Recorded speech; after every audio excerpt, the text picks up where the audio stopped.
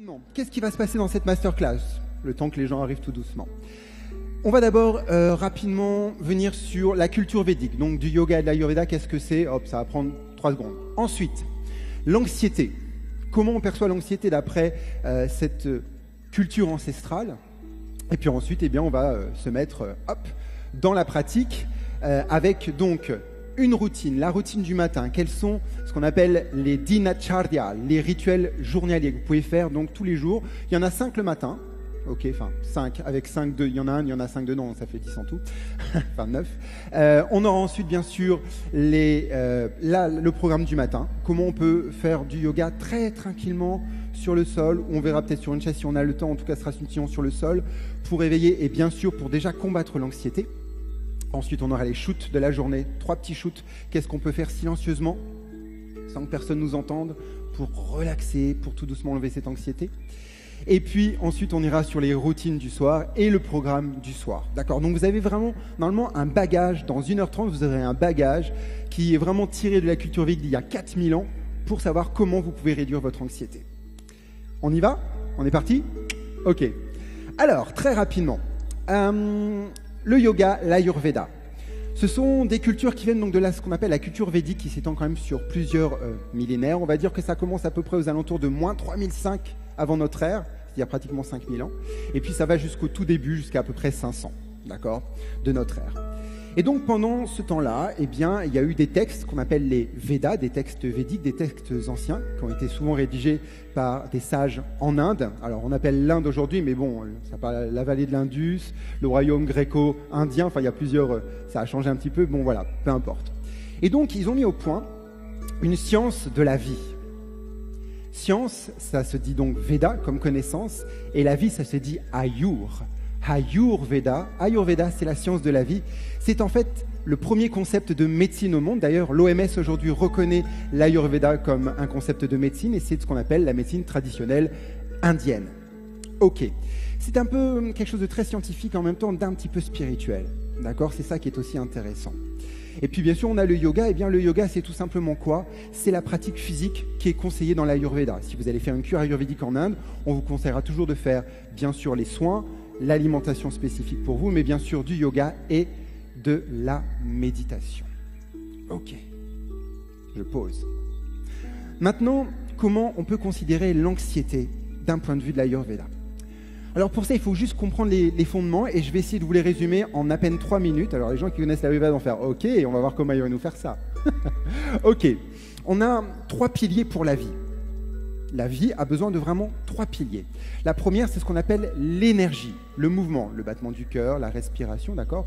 Tout ce qui vit est en mouvement, toujours. Premier pilier. Deuxième pilier, c'est ce qu'on appelle la transformation. Alors ça, c'est un peu bizarre pour les gens. Dites-vous tout simplement que dans le temps, vous êtes toujours en train de vous transformer. Par exemple, les molécules que vous avez aujourd'hui dans votre corps ne sont pas celles que vous aviez quand vous étiez enfant. Vous étiez déjà en train de vous transformer. Dès lors que vous mangez, que vous ingérez quelque chose, il y a une transformation qui se fait pour bien sûr prendre les nutriments et chasser le reste. Donc toute la vie se résume aussi à de la transformation, à de la phagocytation, phagociter, manger. Ok. Et la dernière, c'est la matière. La masse. S'il n'y a pas de matière, il n'y a pas de vie. D'accord? Alors bien sûr, il y a des vies, on va dire, immatérielles, comme la pensée. D'accord? Une idée. Mais une idée, pour qu'elle se concrétise, pour qu'elle ait de la vie, il faut qu'elle passe par le matériel. Soit je vais l'écrire, soit, comme je le fais maintenant, je vais vous la dire. Et j'ai besoin de cordes vocales, j'ai besoin de souffle, donc j'ai besoin de matière. D'accord? Donc on va prendre ces 3 piliers de la vie, l'énergie, la transformation et la matière. E égale MC2, l'énergie égale la matière par la transformation. Les 3, donc, piliers selon Einstein. Ok, on va garder ça dans sa tête. Et tout simplement, on va le ramener sur le fondement de l'Ayurveda qui sont donc Vata, Pitta, Kapha. Là, ça y est, je vais commencer à vous perdre. Vata, ça veut dire le vent, le Vatu, d'accord? C'est l'énergie, c'est le mouvement. Pitta, ça veut dire la bile, Pitta. Et c'est le feu, c'est la transformation, d'accord? Et enfin, Kapha. Kapha, c'est le mucus, d'accord? C'est donc la matière. Ils sont tous les 3 en fait une résultante des 5 fameux Bouddhas, donc les fameux, les Bhuttas, les éléments, l'éther, qui est le premier, l'air, ça c'est Vata, le feu, l'eau, ça c'est Pitta, l'eau et la terre, Kapha. Ok. Ces trois humeurs, Vata, Pitta, Kapha, sont dans chaque molécule, dans chaque atome vivant. Dès lors que vous êtes conçu, quand vos atomes se créent, eh bien tout de suite, il y a une charge de Vata, de Pitta et de Kapha qui va se mettre dedans. C'est ce qu'on appelle votre constitution, le Prakriti. Et ça va donner justement votre nature, votre comportement, qui vous êtes. Si vous êtes plus Vata, vous êtes ce qu'on appelle un nerveux. Donc c'est souvent ce qu'on appelle les gens qui sont tout minces, tout secs, les nerveux, les insomniaques, d'accord? Puisque le problème de Vata, c'est qu'il s'attaque surtout au système nerveux. D'accord? Donc des grands nerveux, des gens qui ont toujours besoin de travailler. Des gens qui, comme moi, parlent un peu très très vite et qui ont des fois tendance à manger leurs mots. Ça, c'est les Vata. D'accord? On a ensuite les Pitta.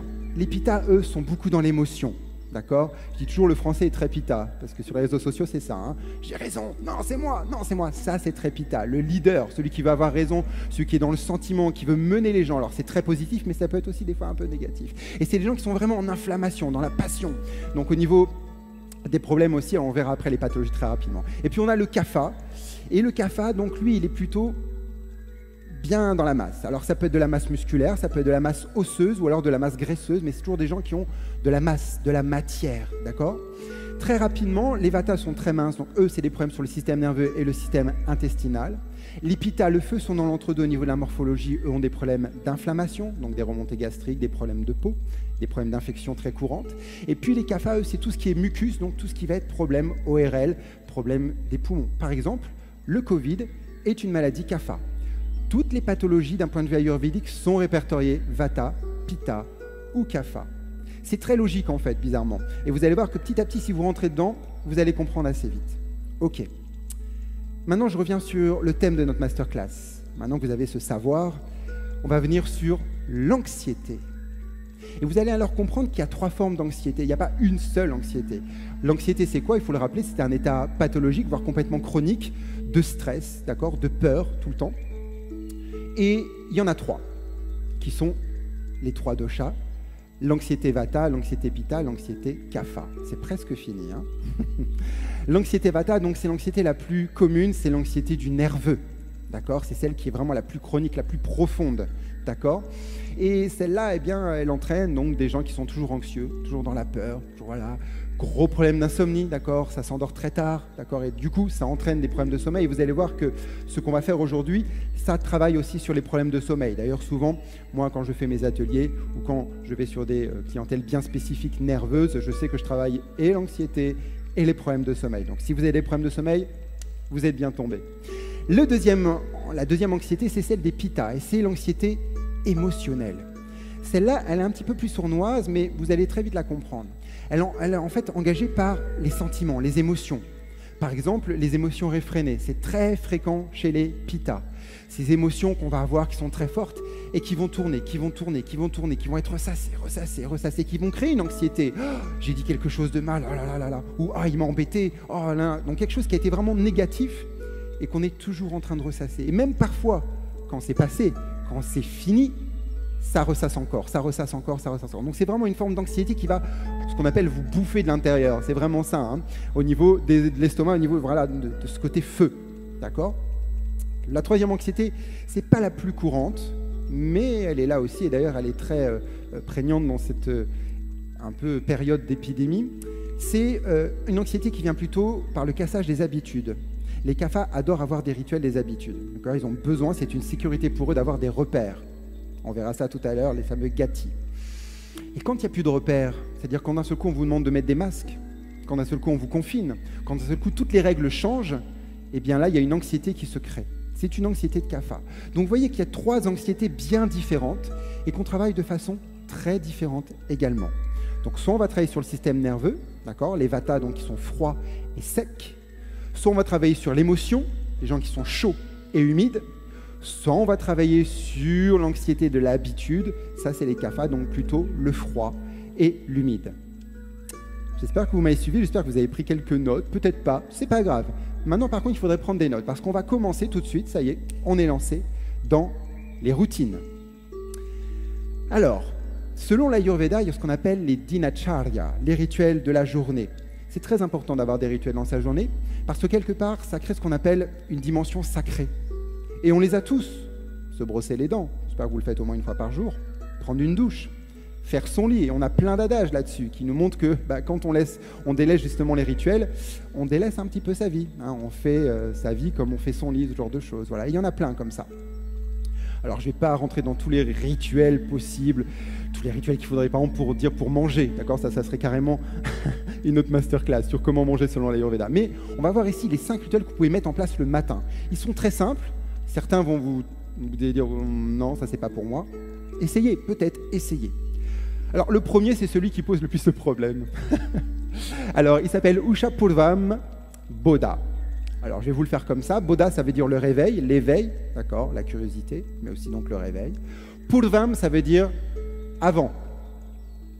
Usha, ça veut dire l'aurore. Vous les mettez dans l'ordre. Le réveil avant l'aurore. Et là, vous faites un. Ouais, il faut se réveiller si possible avant le soleil ou avec le soleil. Pourquoi? En fait, rapidement, les Vata, Pitta, Kapha sont répertoriés dans tout. Donc, comme ils ont leur nature, chaud-froid, humide, sec, voilà, ce genre de choses, eh bien, on va aussi les apparenter à ce qu'on appelle les énergies doshiques, les lieux. Si vous avez un lieu qui est très chaud, c'est un lieu Pitta. Si vous avez un lieu qui est froid, venteux et donc sec, c'est plutôt Vata. Et donc, c'est un lieu humide. Voilà. Et c'est pareil pour les saisons. Par exemple, l'hiver est une saison Kapha. D'accord? L'été est une saison... J'ai entendu Pitta chez vous. Et puis, on a les entre-deux. L'automne, s'il est un peu plus vieux, comme en ce moment, il est un peu plus Kapha, il est Vata Kapha. Et puis, le printemps, il est souvent Vata Pitta. D'accord? Ok, je vais arrêter là avec les Vata, les Pitta, les machins, tout ça. On revient sur nos rituels. Donc, pourquoi se lever tôt? Parce qu'en fait, entre le lever du soleil et le milieu de la nuit, en fait, c'est exactement le moment où le corps est en train de se régénérer. C'est à peu près au niveau de 2h du matin jusqu'à 6h du matin. Vous êtes dans une phase Vata. Si vous vous réveillez juste avant le lever du soleil ou pendant le lever du soleil, vous allez donc vous réveiller en Vata avec de l'énergie dans votre corps. Ah, vous allez me dire, mais non, vous me dites qu'il faut réduire Vata et en fait nous dire non. Parce qu'en fait, ce qui est intéressant de comprendre, c'est que si vous levez avec de l'énergie le matin tôt, eh bien vous allez avoir envie de vous coucher normalement le soir avec plus de fatigue plus tôt également. Si vous levez tard, vous avez tendance à vous lever beaucoup plus tard et du coup à tout décaler. D'accord? Donc ça, c'est la première règle. C'est souvent celle qui pose le plus de problèmes pour les gens, d'accord? C'est de se lever tôt, d'accord? Vous la gardez comme votre tête. Si vous pouvez vous lever avant le soleil, c'est très bien. Si, comme moi, vous aimez vous lever tous les matins et regarder le soleil se lever, vous trouvez ça poétique et ça vous recharge, faites-le. Si vous trouvez ça un peu bizarre, essayez 1 ou 2 fois de temps en temps. Bon, après, vous allez me dire, là, quand on va travailler, on est obligé. Ok, ça, c'est la première règle. La deuxième, ce qu'on appelle les mala udvapa. Mala, c'est les impuretés. Udvapa, ça veut dire éjecter. Ça, c'est très important. Ça rejoint surtout les Pitta. Parce que les Pitta, la chaleur, ceux qui ont beaucoup de toxines. Et ça, c'est un petit peu, on va dire, logique, mais plus vous avez des toxines dans votre corps, plus vous avez des sentiments négatifs et plus votre respiration est mauvaise. On le verra tout à l'heure avec les fameux curseurs, ou alors je peux vous le lancer maintenant. Si vous avez une émotion négative, comme l'anxiété, comme la dépression, comme la tristesse, quelque chose qui est vraiment négatif, et bien tout doucement, votre respiration va se saccader, elle va s'écourter. Alors, vous allez me dire, qu'est-ce que ça fait? Ce que ça fait, c'est que du coup, vous n'allez pas expirer autant que vous devriez le faire, et du coup, vous n'allez pas enlever les toxines et le fameux dioxyde de carbone. D'accord? Donc, vous allez avoir un corps qui est très toxique. Tandis qu'à l'inverse, si vous respirez plus longuement, plus tranquillement, vous allez prendre le temps d'enlever beaucoup plus de toxines, d'accord? Et du coup, vous aurez un état émotionnel un petit peu plus harmonieux. Alors, comment enlever les toxines? Comment enlever les impuretés le matin? Normalement, la première, vous la faites tous, on va aux toilettes. C'est la première chose qu'on fait quand on va le matin, mais c'est important de le rappeler, il faut aller aux toilettes pour enlever donc les urines et peut-être les selles, ça dépend des gens. La deuxième, normalement, c'est un brossage de dents le matin à jeun. Pourquoi? Parce que votre bouche, pendant la nuit, il y a beaucoup de bactéries qui vont polluer dedans, d'accord? Qui vont grandir avec justement l'air et l'oxygène. Donc, vous allez avoir une bouche qui va être très chargée. Si vous ne la lavez pas, si vous mangez votre petit déjeuner ou vous buvez votre café, vous avalez toutes les toxines et vous les amenez dans votre corps. Et c'est quelque chose qu'il faut encore plus travailler et donc plus nettoyer. Donc, il faut vraiment enlever les toxines. Donc, il y a 2 choses à faire. Vous allez vous brosser les dents et vous allez vous racler la langue. Le raclage de langue, je vous le montrerai dans l'after. C'est une tige comme ça en métal, d'accord, pour racler la langue parce que votre langue, elle squame toutes les 8 heures à peu près. Et donc, vous allez avoir des peaux mortes dans lesquelles se mettent les toxines que vous allez avaler. Donc, il faut les retirer tous les matins.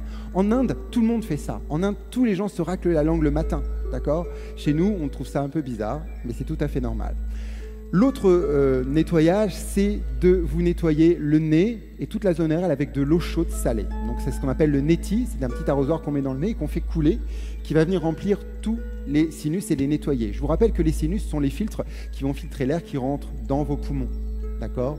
Donc si vos filtres sont sales, eh bien tout va rentrer beaucoup plus. D'accord? Et là, je ne vous fais pas de schéma avec le Covid et tout ça. Ok. Et le dernier, c'est très simple. On va se laver le visage et les parties intimes. Pourquoi pas de douche, vous allez me dire, dès le matin? Si, vous pouvez en prendre une, mais bon, il n'est pas très conseillé d'en prendre 2 par jour, et vous verrez tout à l'heure que c'est mieux d'apprendre le soir plutôt que le matin. Ça, c'est toujours marrant, quand je fais des ateliers, je dis toujours aux gens, qui est-ce qui se lave le matin, qui est-ce qui lave plutôt le soir? Et il y a toujours plus de gens qui préfèrent se laver le matin parce que ça les réveille, et beaucoup moins le soir. Mais vous verrez que ce n'est pas forcément une très bonne chose. Après, on peut se laver 2 fois par jour, mais bon, pour la peau, c'est pas très bon. On verra ça plus tard. Tout ce que je vous donne, ce sont des conseils, ce ne sont pas des ordres, ce ne sont pas des obligations, d'accord? Vous prenez et vous adaptez à ce que vous voulez essayer de faire. Ok. On a ensuite l'Ushapan, l'eau chaude du matin. J'en ai une ici, d'accord? C'est une tisane et vous verrez qu'il faudra boire chaud le plus possible toute la journée. Pourquoi boire chaud? Parce que c'est humide et chaud et ça combat donc le vata, le problème du système nerveux. Et en plus de ça, vous allez justement évacuer le mucus et évacuer également beaucoup plus de toxines en buvant de l'eau chaude tous les matins. Pourquoi le matin, surtout à jeun? Parce que le matin à jeun, votre estomac est vide. Quand vous buvez de l'eau, elle n'est pas digérée. Puisqu'elle est liquide à température proche du corps, l'estomac la laisse passer et vous allez hydrater profondément vos intestins. Ce qui est très bien pour les gens qui sont vata, qui ont des problèmes intestinaux. D'accord? Et vous allez nettoyer donc tout le duodénum, le système digestif. Donc ça, c'est une très bonne chose. L'eau chaude du matin, le Ushapan, c'est pareil, c'est une très bonne pratique. Et ça, vous pouvez le faire très simplement le matin. Alors, pas d'acide, pas de thé, pas de café, pas de citron. Je sais, j'entends là les gens, mais non, moi je bois avec du citron, on m'a dit que c'était bien. Non, c'est pas bien. Parce que le matin, vous ne digérez pas. Donc même si c'est acide, vous n'allez pas alcanaliser le citron. Et en plus, je vous le dis, la plupart des gens qui sont pitta n'alcanalisent pas le citron. D'accord? Vous ne pourrez pas changer la nature acide du citron. Donc vous buvez de l'eau chaude, si c'est trop vomitif, une tisane, n'importe quelle tisane, c'est très bien. Moi je fais des tisanes ou ce qu'on appelle les yogiti, donc des herbal tea, donc des thés sans thé. D'accord? Sans thé et sans café s'il vous plaît. Et ensuite, vous pourrez boire le café et le thé plus tard. Ok. On a ensuite le sankalpa. Le sankalpa, c'est une intention. D'accord? Ça, c'est très très fréquent. Alors maintenant, c'est très répandu, ce qu'on appelle les autosuggestions, d'accord? Eh bien, ça existe donc depuis plus de 5000 ans dans la culture védique, ce qu'on appelle les sankalpas. Ça veut dire donc une direction, une autosuggestion, une intention exactement. C'est ça exactement le terme de traduction de sankalpa. Et là, c'est tout simplement le matin. Eh bien, vous pouvez vous dire, voilà, aujourd'hui, je vais être un peu plus cool que d'habitude. Enfin voilà, ça peut être plein de phrases. L'idée, c'est que normalement, c'est plutôt je veux, je désire, d'accord? Pas de phrases négatives.